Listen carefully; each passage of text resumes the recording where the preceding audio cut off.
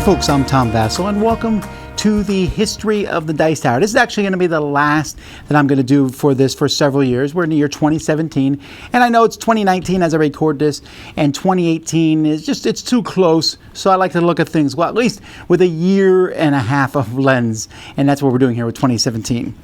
2017 is a pretty big change for the Dice Tower. A lot of different things happened in 2017.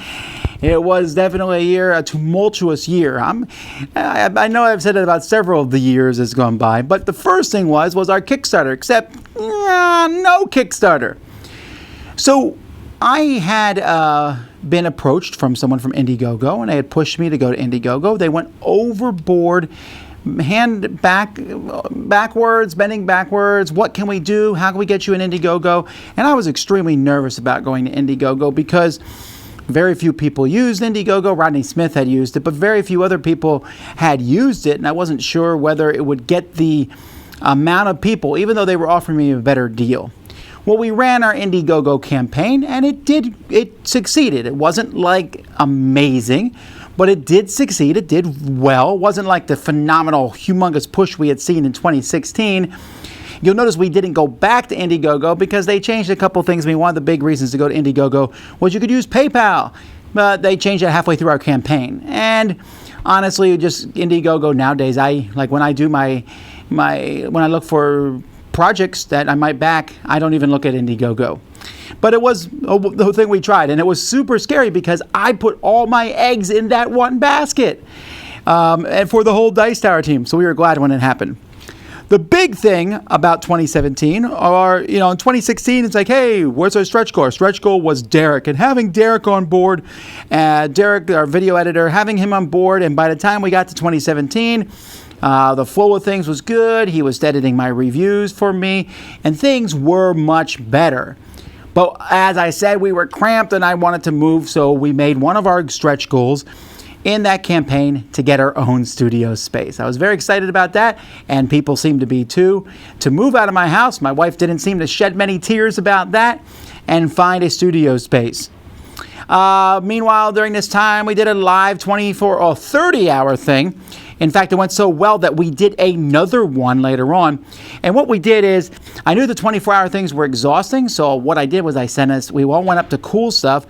In their area there, we set up the cameras. We had a lot more space, and I brought in more people. We took breaks, and people slept, and so it was 30 hours of continuous stuff that you could watch, but not necessarily 30 hours of a drain on us. And it worked better. In fact, it was the best way to do the 24-hour marathon, or now 30-hour marathon.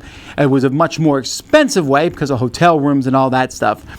I also started a Slack channel at this point, so good and bad. First of all, internally, for us and all the Dice Tower contributors, Slack channel is amazing, still use it to this day. A Slack channel for all the people who watch our show, that still exists, but I'm just so busy, I don't have much chance to check it, and I know that some people still use it and have fun with it and everything, but I wasn't able to keep up with it as much as I thought I would. Tina was an artist I had met at Origins. Tina Bongino. She did a dice guy for me. I went and got a 1 minute sketch, or $1 minute sketch or something, and she did a dice guy, and I really liked it. I thought, wow, what a cool little piece of artwork. And I kept thinking, man, I love to use this. And so as time went by, she started doing more and more of these for us. 2017 was the year I started getting them done for many of the contributors of the show. And it was just neat to have this artwork from her. And it gave Dice Tower a bit of a more cohesive graphical feel to it. Well, we're still having problems with the live stuff. Over the year of 2017 was where I finally felt like we got live, not solved, I guess, but finally figured out how to do live more properly, to do live stuff. Now, our big live everything push has happened here in 2019, but 2017 was the year we got a nice live stream machine. We took it to some of the things that we did over the course of that year, and it worked really well. So, I knew that they were going to be announcing PAX Unplugged, which showed up in Philadelphia later on in the year. So in this year was the year I went to PAX East. It was a neat thing to see. Board gaming was certainly a very big part of PAX East. I have not gone back much because we can't do all conventions, but it was a cool thing to go to. But during this problem, there was a 3-prong thing. So I went from PAX East, and from there I went directly to Gamma, where we did our big live Gamma things. And then directly from Gamma, we did MeepleCon. This was a 3 convention in a row thing for me, and I haven't done it since, actually. And I distinctly remember I was at MeepleCon having a fun game, and well, let me backtrack a little bit. One of the cool things about this Gamma was Joe Stedman, my co-host from ages ago, came back and we recorded episode 500, big episode for the Dice Tower with Joe, and everyone was on board, and we just all together had a great time. And it was so much fun to be with Joe, because I was like, hey, there's this new game out, Blood Rage. And he's like, well, who did that? I was like, oh, Simon. He's like, who's Simon? And so I had to, catch him up on everything. But so anyway, I went to MeepleCon, and in MeepleCon, in the very middle of the episode of me playing Kemet with some people, I got a phone call from my father and found out that my mother was dying. So I went home from this, flew directly out. I was one of those fortunate people who had a chance to go and talk to my mother before she passed away and say exactly the thank you that I should say, to a mother. And so I was very fortunate. And then she died about a month after that and flew out for a funeral. So all this stuff was going on in the background. Meanwhile, we were looking for a studio to be in. So we found a studio to rent. So I live here in Florida, the king of homeowners associations. I live in a homeowners association. We had been running the Dice Tower for my house for a long time. No one said anything. It was fine and good. We found a new little place. The landlord, the realtor who found it for us, it was his brother who was the landlord. Great little place. And another homeowner association, which was like right next to my house, which was pretty neat. So I was able to, I could walk to work. And so we found it, and we're like, well, can we, run a Dice Tower? The thing I was like, no matter where I go, we need to explain very clearly what we're doing here. I don't want to trip up and find, that we can't stay in this place. And both the realtor and the landlord assured us for sure we could be there. Well, we had one of those neighbors there, the little old lady who lives across the street, who not only figured out who we were, the Dice Tower. I mean, we didn't put signs up or anything. She went and watched videos. I did, for example, a live building of our wall where I put all the games up and people watched me for some reason put games on a wall. And a few things like that. I did a little tour of the office and everything and found those, earmarked those, went into our house when we weren't there. The door was unlocked for whatever reasons. Went in, checked it out, immediately reported us to HOA. HOA said, get out and get out now.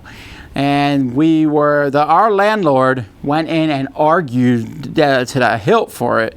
And I said to him, honestly, none of this matters. Even if we could figure out some sort of loophole to stay in there, we don't want to stay in a place that doesn't want us. But it was really discouraging because we had moved in, we had put down carpeting, we had made the place.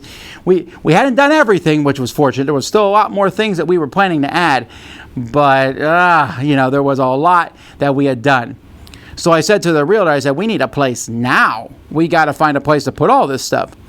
And he fortunately found this place I'm in right now. And this is not in a homeowner association. And we got here, and the landlords were like, wow, what you're doing is fantastic. We love having you here. And it's amazing. We have a great relationship with them. And this place, a little smaller maybe than we're starting to feel a little cramped, with the space here. But still, it's a great place to be. And with our new live stream equipment, and we got new cameras and lights and all sorts of things, it felt like we were there. Now, all this happening, my mom passed away. So I'm off the scene for a little bit handling that. And of course the move of the studios. At the same time, Chaz Marler, we just came to agreement that the amount of work he was doing, and we really couldn't afford to keep paying him part-time for what he was doing. It was just a very mutual thing. And then there was threads where people were saying, hey, what's happening in Dice Tower? It looks like everything's falling apart. And it's like, oh no, it's not falling apart. In fact, it's getting better, and we're excited. But it was a fairly low point for me personally on that level.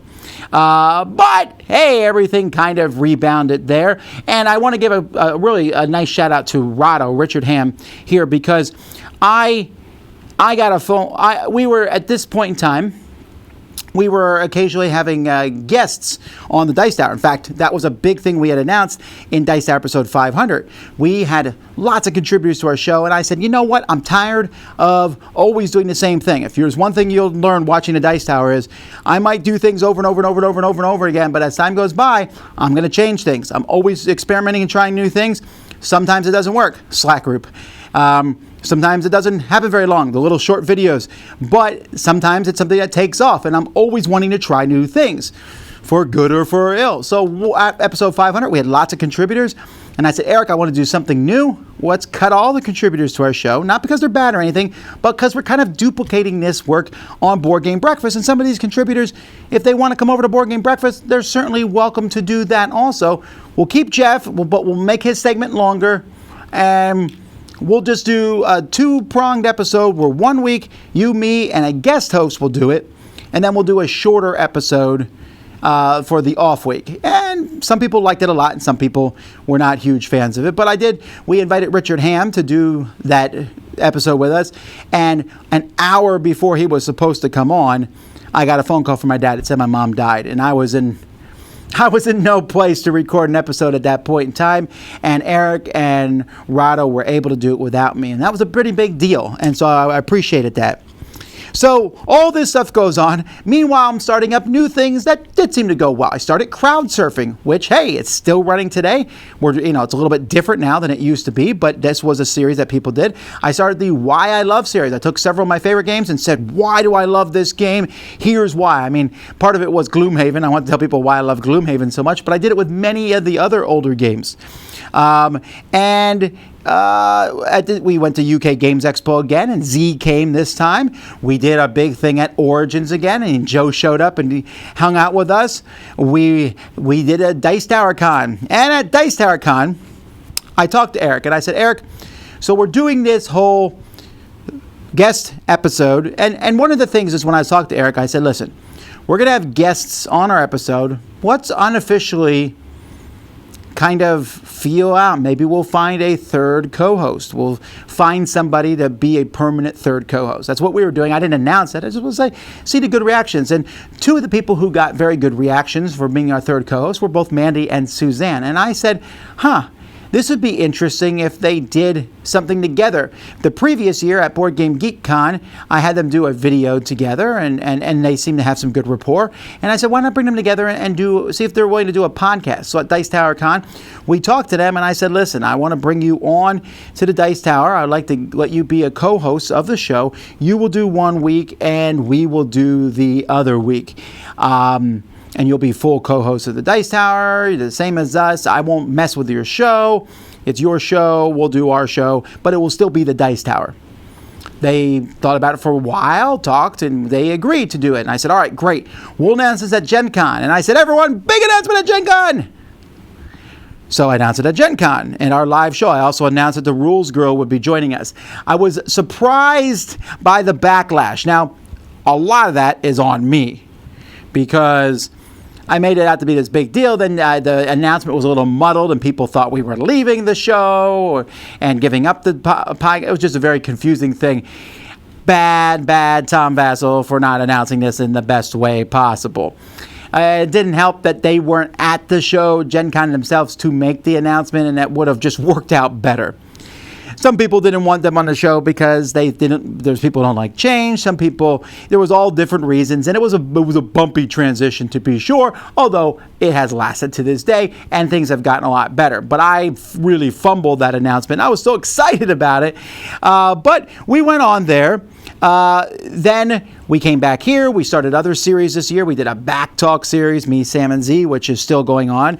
And one of the things that Eric and I started was Dice Tower Tonight. And that was a lot of fun. We did this back and forth video show that we streamed live at night. Although as time went by, I said, I would like another host on this thing. And we brought on Crystal. And at this point in time, Crystal and Eric are doing it on their own. But like I said, I was constantly trying new things. Then two big things happened back to back.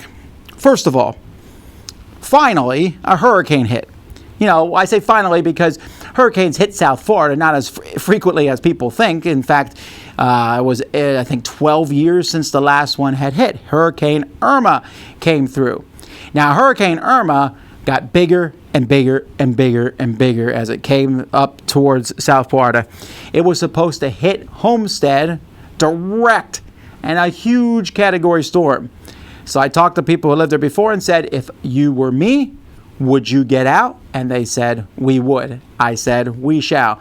And we fled. The whole Dice Tower team. We were like, me, Derek, Sam, Z. Everyone just went out. Jason was flown out of the country for his TV station, to the remote TV station.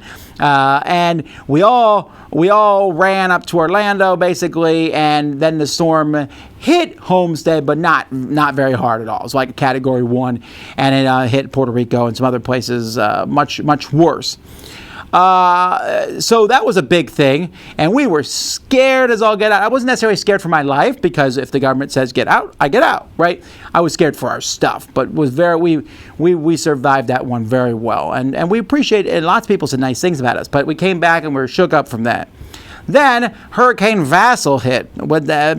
So Boardgame Breakfast, I think of different things to say in various each week. Tom thinks, and so I decided to talk about local game stores. I was kind of fed up with how bad some stores were, so I talked about that you don't need to frequent a bad local game store. That was the whole gist of what I wanted to say.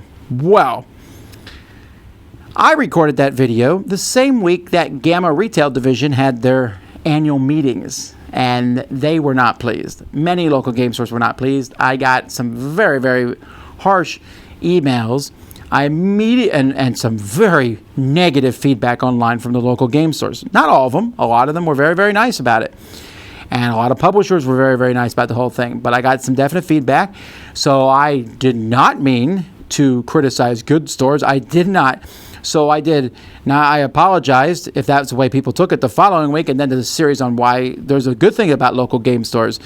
But Gamma said to me, we don't think we're going to have you come back to Gamma Trade Show next year.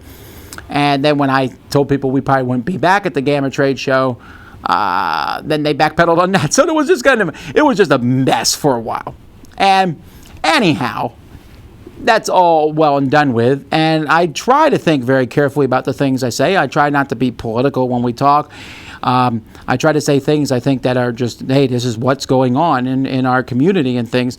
And I still stand by. I think that if a local game store is bad, you shouldn't go there. You shouldn't patronize a store that's bad. Maybe help them become better, but for the most part, I wouldn't go to one. But at the same time, I also learned the value of words, and hey, sometimes things were going to be taken the wrong way, and it was kind of a big thing.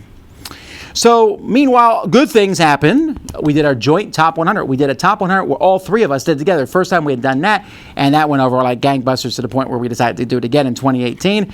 We went to PAX Unplugged. That was a fantastic convention. We had a great time there. Then we did the cruise, and that was a great second cruise. Fantastic. It was one of those conventions that just got better the second time all the way through. And we had a big discussion on whether Die Hard was a Christmas movie or not in one of our back talks. Good ending to a very tumultuous year. 2018 was not nearly as tumultuous as 2017. And overall, I look back at the year and it seems so long ago. It's been 2 years now, as of this week, actually, that my mom passed away. And it just seems like it happened so far in the past. It seems 2 years ago that we were at MeepleCon, which has now turned into Dice Tower West and has been fantastic. It's been 2 years ago since that stuff happened with Gamma, and I'm getting along really well with Gamma and all the folks there now. Some people still, aren't friends of Dice Tower, but that is what it is. It's been 2 years since that hurricane hit, and you wouldn't know it by the stuff that's happened here. What might happen in 2019?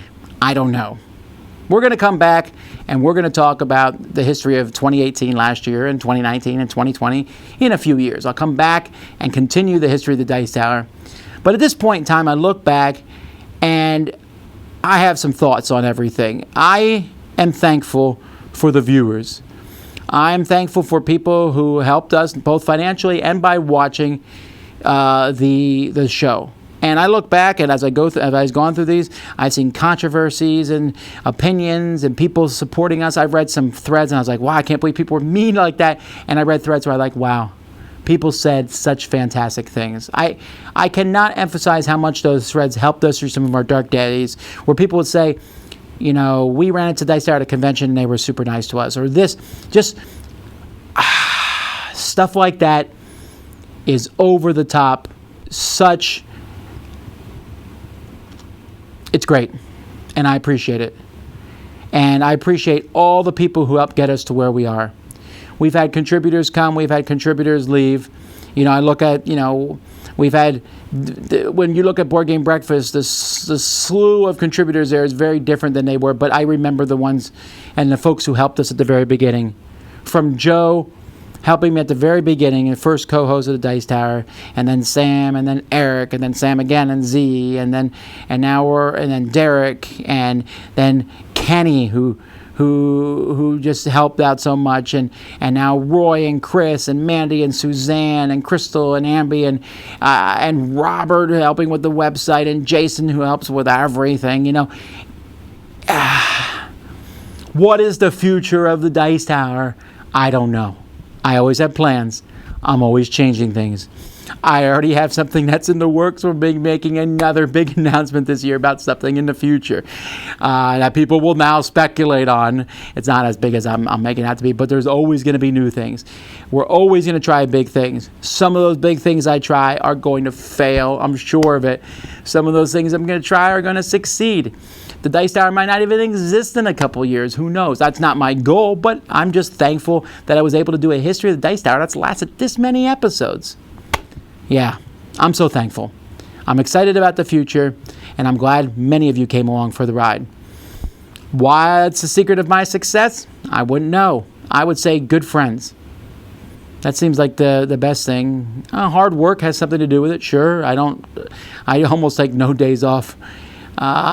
Good family, good friends, great support, and a little bit of luck, I suppose. Talent not needed. Thank you, guys. I hope this was interesting for you. Thank you to Chris, who's edited these last several episodes, and of course, Derek, who episode the first half of the series. And thank you all for watching.